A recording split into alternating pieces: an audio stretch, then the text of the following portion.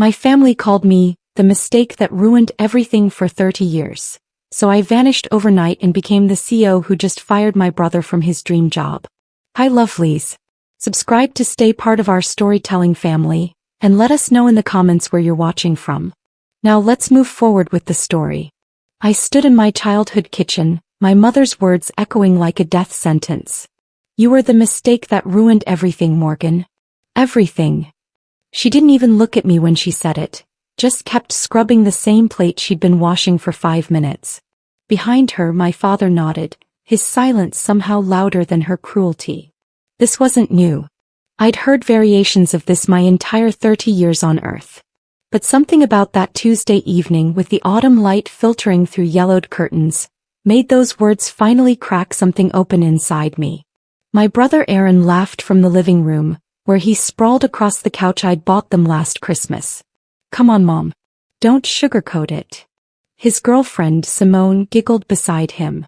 They were celebrating again. Aaron had just gotten another promotion at the tech firm where I'd helped him get hired 3 years ago. 3 years of me putting in good words, coaching him through interviews, even writing parts of his applications. The same company where I'd been passed over twice because I was helping the family too much, and not focused enough on my own advancement. I was just saying, my mother continued, her voice sharp as broken glass, things were perfect before you came along. Your father had just gotten his promotion. Aaron was so happy being an only child. Then you happened and everything fell apart. The medical bills, the complications, your father's missed opportunities because we were stuck dealing with you. I gripped the counter. I was a baby. I didn't ask to be born. No. My father finally spoke, his voice cold and mechanical. You didn't. But here we are anyway. The thing about being called a mistake for 30 years is that you start believing it. You start moving through life like you're apologizing for existing. I'd spent 3 decades trying to earn a place at their table. Every achievement, every sacrifice, every dollar I'd given them, it was all an attempt to prove I deserved to breathe the same air. If you've ever felt invisible in your own family, you know this pain. Drop a comment and let me know you're not alone. My sister Denise arrived late as usual, bursting through the door with her usual drama. Sorry. Client meeting ran long. She was a real estate agent who'd gotten her license using money I'd loaned her. Money she'd never paid back. She kissed Mom's cheek, high-fived Aaron, then finally noticed me. Oh, Morgan. You're still here. Still here. As if I were a guest who'd overstayed my welcome. In the house I paid the mortgage on. We were just talking about Aaron's promotion, Simone chimed in, her voice syrupy sweet. Senior Director of Innovation. Youngest in the company's history. I felt the familiar twist in my stomach. I'd been at that company for 7 years. Aaron had been there for 3. I'd mentored him, introduced him to every contact I had, stayed late helping him prepare presentations. And somehow he'd leapfrogged over me and 6 other more qualified candidates. That's wonderful, I managed, my voice hollow. Aaron stretched, his satisfaction palpable. Yeah, they said I bring fresh perspective and innovative thinking to the role. Not everyone can think outside the box like that. I'd literally given him the ideas that earned him his last 2 promotions. Word for word, he'd presented my concepts as his own. Mom announced dinner with her usual command. Morgan, set the table. And make sure you use the good china. This is a celebration. The good china I'd purchased for them last Mother's Day. I moved mechanically, placing plates while Denise regaled everyone with stories about her latest sale. 3.2 million, she bragged. Cash deal. The commission alone was more than most people make in a year. That's my girl, Dad beamed, actually smiling for the first time that evening. He never smiled at me like that. Never smiled at me, period. During dinner, Aaron made the announcement. So Simone and I have news. He paused for dramatic effect, his arm around her shoulders. We're engaged. The table erupted in squeals and congratulations. Mom actually cried, happy tears I'd never seen her shed for me. Dad stood to embrace Aaron, clapping him on the back with genuine pride and affection. Denise was already planning the bachelorette party. And I sat there, fork frozen halfway to my mouth, watching my family celebrate the golden child while I remained invisible. Morgan, Simone turned to me, her smile sharp. We'd love for you to contribute to the wedding fund. Aaron says you're always so generous with family. Generous. The word tasted like ash. I'd been generous to the tune of nearly $200,000 over the past decade. Down payments, car repairs, credit card debt, medical bills, rent. That time Aaron needed investment capital for a business that never materialized. Every birthday, every Christmas, every random Tuesday when someone needed something. How much? I asked quietly. Well, Aaron leaned back, completely comfortable in his assumption of my compliance. We're thinking a destination wedding. Everybody would need flights, hotels, the whole experience. We're estimating about $50,000 should cover your share. $50,000. My share. For his wedding. That night I couldn't sleep. I lay in my small apartment. Small because I'd given my family so much money I couldn't afford anything better, and let the memories wash over me. I was 7 when I first understood I was different. Aaron got a huge birthday party with a rented bounce house and a magician. Mine was a grocery store cake and a card Mom forgot to sign. We spent so much on Aaron's party, Morgan. You understand, right? I was 12 when I won the regional science fair. I called home breathless with excitement and Mom said, "That's nice, honey. Aaron made the basketball team. We're taking him to celebrate." They never asked to see my project. I was 16 when I got a full scholarship to a prestigious summer program for gifted students.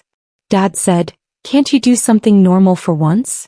Your brother needs help with his summer job applications. Stop being so selfish." I turned down the scholarship. Aaron quit his summer job after 2 weeks.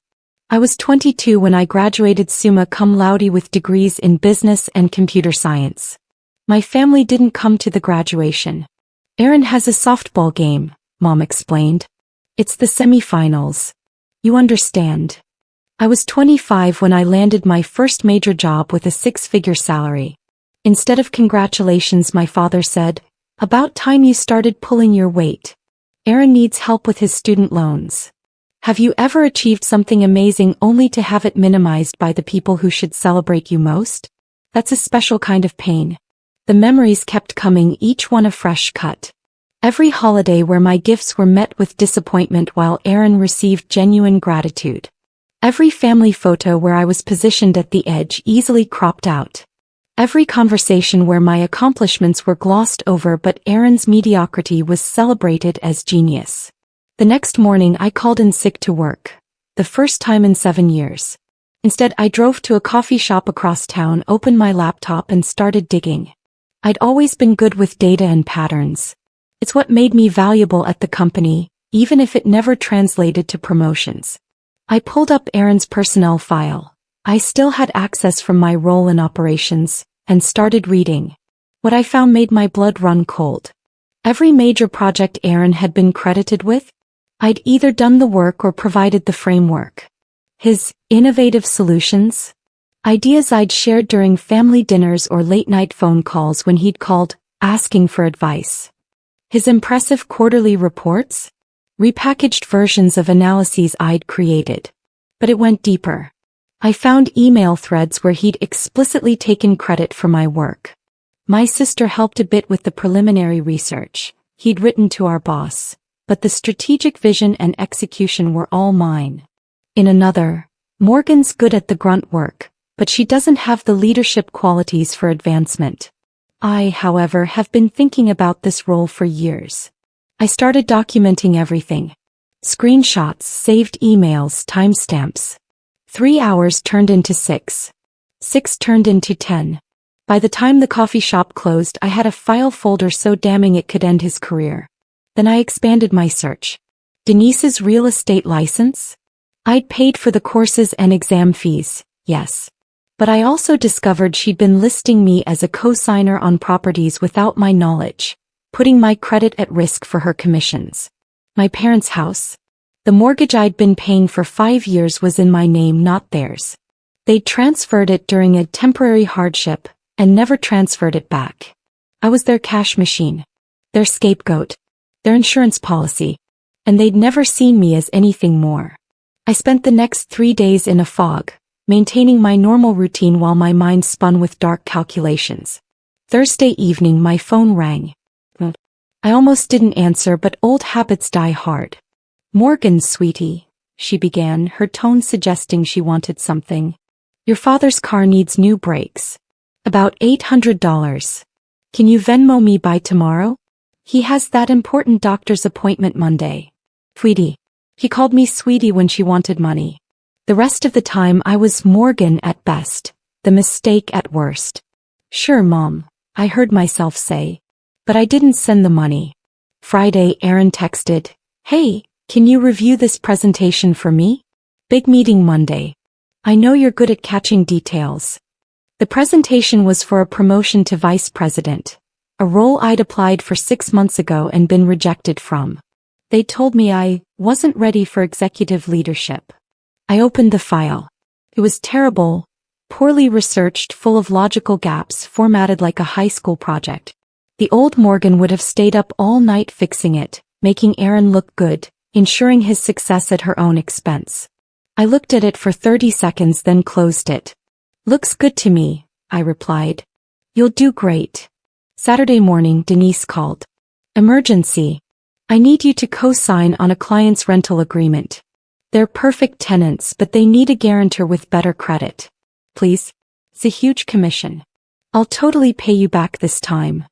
This time being never." "Sorry, Denise. Can't help you." The silence on the other end was deafening. "What do you mean you can't help? You always help. Are you being petty about something?" Petty. That's what standing up for yourself looked like to them. Pettiness. "I just can't," I said and hung up. Each refusal felt like shedding skin. Like emerging from a cocoon I'd been wrapped in for 30 years. Sunday evening I made my decision. I'd been sitting in my apartment staring at the wall where my college degrees hung, the ones no one had ever cared about, and something crystallized. I didn't owe them anything. Not my money, not my time, not my expertise, not my presence. The mistake wasn't me being born. The mistake was me believing their version of my story. I opened my laptop and began. First, I drafted a detailed report documenting every instance of Aaron taking credit for my work, complete with timestamps, email evidence, and project files with my original authorship. I sent it to HR, the CEO, and the board of directors. Then I included evidence of him falsifying timesheets, inflating expense reports, and violating 3 different company policies. I'd been collecting this information for years without realizing it. Every time I'd helped him, I'd kept copies, thinking I might need them someday to protect myself. Next, I called my bank. I removed myself as co-signer from Denise's properties and my parents' accounts. I transferred the house deed back to my parents, with the full outstanding mortgage amount due immediately. I pulled every dollar I'd loaned to family members into collections through a lawyer. $58,000 from Aaron. $32,000 from Denise. $47,000 from my parents in documented loans with signed agreements. Then I called a recruiter I'd been ignoring for months. A woman named Patricia who'd been trying to poach me for a competitor. "Is that position still available?" I asked. "The one for Chief Technology Officer?" "Morgan." Patricia sounded surprised but delighted. "Yes. Absolutely yes. When can you start?" "How about Monday?" I spent the rest of Sunday packing. Not everything, just what mattered. Clothes, documents, my grandmother's ring she'd left me, the few photos where I actually looked happy. Everything else was just wait. Monday morning my phone started ringing at 6 a.m. Aaron. I declined the call. It rang again immediately. Declined. Then Denise. Then Dad. Then Aaron again. By 7 a.m. I had 37 missed calls and 53 text messages. "Aaron, what the fuck did you do?" "Mom, Morgan, call me immediately." "What is this about loan collections?" "Denise, you vindictive bitch. You're trying to ruin my business." "Dad, this is exactly why you're a mistake. You hurt everyone who tries to love you." I blocked all their numbers. Then I blocked their emails, their social media accounts, every avenue they'd used to reach me for 30 years. The silence was deafening. Beautiful. Terrifying. I walked into my new office at 9 a.m. sharp. Patricia met me with a smile and a team of executives who actually knew my work. My real work, not the version Aaron had claimed. Morgan, welcome. We've been following your career for years. The innovations you've developed have been impressive, even if you weren't getting proper credit. That last part landed like a bomb. You knew. Patricia nodded. Industry isn't as big as people think. We knew Aaron was taking credit for work beyond his capabilities. We just couldn't prove it until you sent us that report. And honestly, we weren't trying to poach Aaron. We were trying to poach you. By noon, I learned that Aaron had been suspended pending investigation. By 3 p.m., the company I'd left had announced they were conducting a full audit of his work. By 5 p.m., Aaron had been terminated for cause. No severance, no references, and a strong suggestion that he lawyer up. My phone, the new one with a new number, had one message. Patricia, the board wants to meet you tomorrow. They're impressed. Very impressed. Have you ever walked away from toxicity and immediately felt the universe shift in your favor? Sometimes the best revenge is becoming everything they said you couldn't be. The board meeting was intense. 6 executives, including the CEO of one of the largest tech firms in the country, all reviewing the work I'd done over 7 years. The real work stripped of Aaron's name. This portfolio is extraordinary, the CEO, a woman named Judith, said. You've been operating at an executive level for years. Why were you never promoted? I could have lied. Made it professional. Glad I told the truth. I was too busy making my family look good to focus on making myself visible. Judith nodded slowly. I know that story. Lived it myself once. She slid a contract across the table. We want you as CTO. But more than that, we want you to lead our new innovation division. You'll have a team of 50, full autonomy and equity in the company. We're talking about a package worth $3.5 million annually, plus performance bonuses. I stared at the number. $3.5 million. More money than I'd ever imagined. More than I'd given to my family over a decade. There's one more thing, Judith continued. Aaron's old company? We just acquired them. As of this morning, they're our subsidiary. You'll be overseeing the restructuring. He paused, letting that sink in. Aaron applied for reinstatement and filed a wrongful termination suit. He claimed the evidence against him was fabricated by a jealous colleague. He doesn't know that jealous colleague is now his boss's boss's boss. The irony was so sharp it could cut diamonds. What do you want me to do? What's right, Judith said. Not what's satisfying. There's a difference. You'll have to decide which path serves you better. I took the contract home. That night my old phone, which I'd kept off, had 473 messages. I turned it on briefly, scrolling through the escalation. At first my family had been angry. Then confused. Then panicked. The latest messages were desperate. Mom, please, Morgan. We can talk about this. The bank is threatening foreclosure. Denise, I'm going to lose everything. My clients are backing out because of the cosigner issue. Please.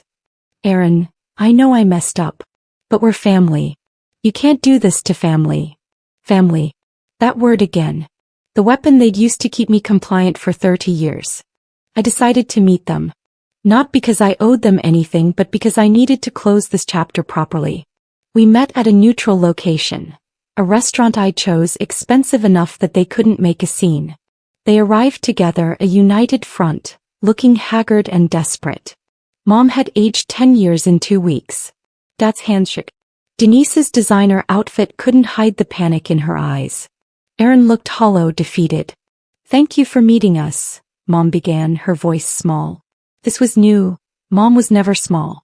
Let's skip the pleasantries, I said. You want me to fix what I broke. That's why we're here. You didn't break anything, Denise tried. We need to understand why you're doing this. We're family. No, I corrected. You're people who share my DNA. Family doesn't treat each other the way you've treated me. Dad finally spoke. You're being dramatic. So we weren't perfect parents. Nobody is. But we raised you, fed you, kept a roof over your head. With my money, I interrupted. I've been paying your mortgage for 5 years. I've given you nearly $250,000 over the past decade. I sacrificed promotions, relationships, my own mental health to keep you all afloat. And what did I get? Constant reminders that I was a mistake. That I ruined everything. We were frustrated, Mom said, tears streaming down her face. Real tears this time, but I'd seen her cry before. Usually when she wanted something. We didn't mean those things. You meant every word, I said quietly. And I believed you. For 30 years I believed I had to earn my right to exist. That if I just gave enough, sacrificed enough, maybe you'd love me. Aaron leaned forward. I lost everything, Morgan. My job, my reputation, my future. Simone left me. Was that your goal? To destroy me? No, I said. My goal was to stop being destroyed by you. The conversation lasted 2 hours. They made promises, offered apologies that felt rehearsed. They blamed stress, financial pressure, their own childhood traumas. Everything except taking real responsibility. After that dinner I had a choice to make. As CTO and head of the innovation division, I had the power to influence Aaron's blacklisting in the industry. One word from me and he could potentially find work again. Or I could let the consequences stand. Judith had been clear. This is about integrity, not revenge. Aaron violated company policies and committed fraud. But you're his sister. I won't tell you how to handle this. Just remember, whatever you decide reflects on you, not him.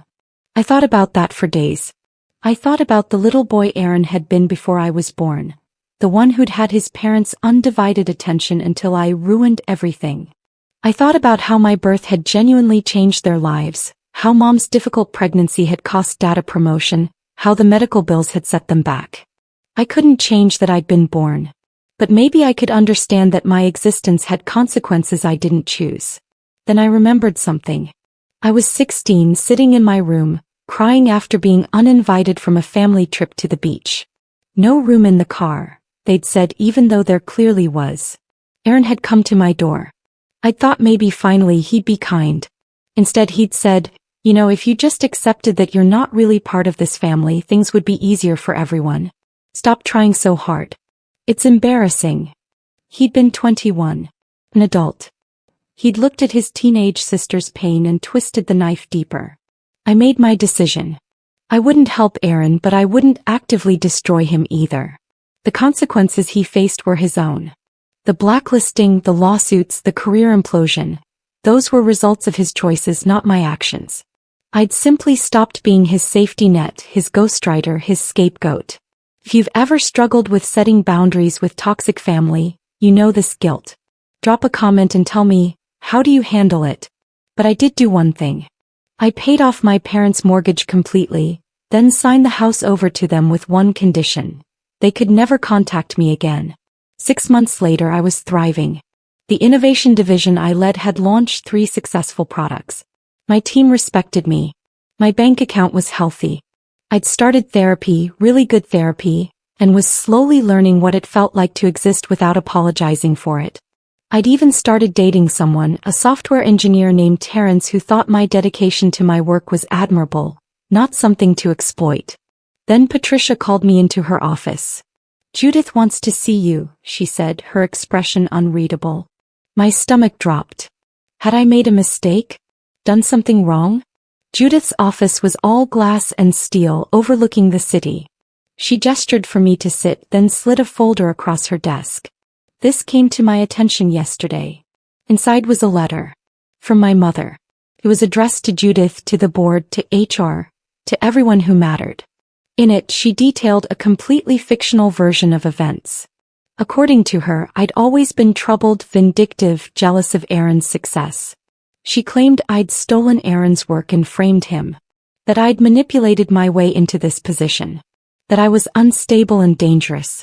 Is any of this true? Judith asked calmly. No, I said, my voice steady despite my racing heart. But I can't prove it's not true about being troubled. I was in therapy as a teenager because of how my family treated me. They could twist that. Judith nodded. I know. That's why I wanted to show you before responding. She pulled out another folder. This is our response. It was a cease and desist letter, drafted by the company's legal team. It detailed defamation, harassment, and included a threat of a lawsuit if my family continued contacting the company or spreading false information. But there's something else, Judith said gently. Your mother didn't just send this to us. She sent it to industry contacts, professional organizations, even local news outlets. She's trying to destroy what you've built. The media attention was brief but brutal. A few outlets ran with the story. Tech executive accused of fraud by family. But the counter-narrative was stronger. Colleagues vouched for me. The documented evidence of Aaron's misconduct was public record. Within a week, the story shifted. Woman escapes toxic family, builds successful career despite years of abuse. But the damage to my family was permanent. Mom and Dad lost their social circle. Turned out, people didn't appreciate their treatment of me once it became public. Denise's real estate business never recovered. Clients didn't trust someone who'd exploit family members. Aaron couldn't find work in tech and ended up taking a retail job in another state. I should have felt vindicated. Instead, I felt hollow. Because here's what nobody tells you about escaping toxic family. You grieve the family you never had. You mourn the mother who should have protected you, the father who should have been proud, the siblings who should have been your allies. I didn't just lose my family. I lost the fantasy that they could ever be who I needed them to be. 3 months later, I got a call from a hospital. Dad had a heart attack. He was asking for me. I stood in my beautiful apartment looking at my phone and felt absolutely nothing. Then something worse than nothing. I felt guilty for feeling nothing. I didn't go to the hospital. I sent flowers with a note. I hope you recover. But I can't be there. Dad survived. Mom left me a voicemail, her voice broken. Your father almost died and you sent flowers? What kind of person are you? The answer was simple. I'm the person they made me. The person who learned that love was conditional, that family was transactional, that my worth was measured in what I could provide. Today I'm successful by every metric. I have wealth, respect, a career I love, and people who genuinely care about me. But sometimes late at night I still hear Mom's voice. You were the mistake that ruined everything. And I still wonder if she was right. Not about me being a mistake, but about me ruining everything.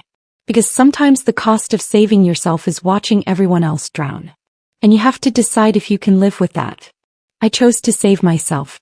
I chose to let them face the consequences they'd spent 30 years avoiding. And while I'm proud of that choice, I'm not at peace with it. Maybe I never will be. Because this is the truth they don't tell you about breaking free from toxic family.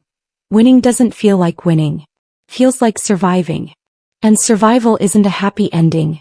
It's just another beginning where you have to figure out who you are when you're not busy being who they needed you to be. If there's a lesson in my story, it's this. You don't owe anyone your destruction, not even family. Especially not family. But freedom comes with a price, and sometimes that price is heavier than the chains you escaped. I paid it willingly. I'd pay it again. But I won't pretend it didn't cost me something precious. The dream of being loved by the people who were supposed to love me unconditionally. That dream died the day I chose myself. And I'm still learning how to live without it.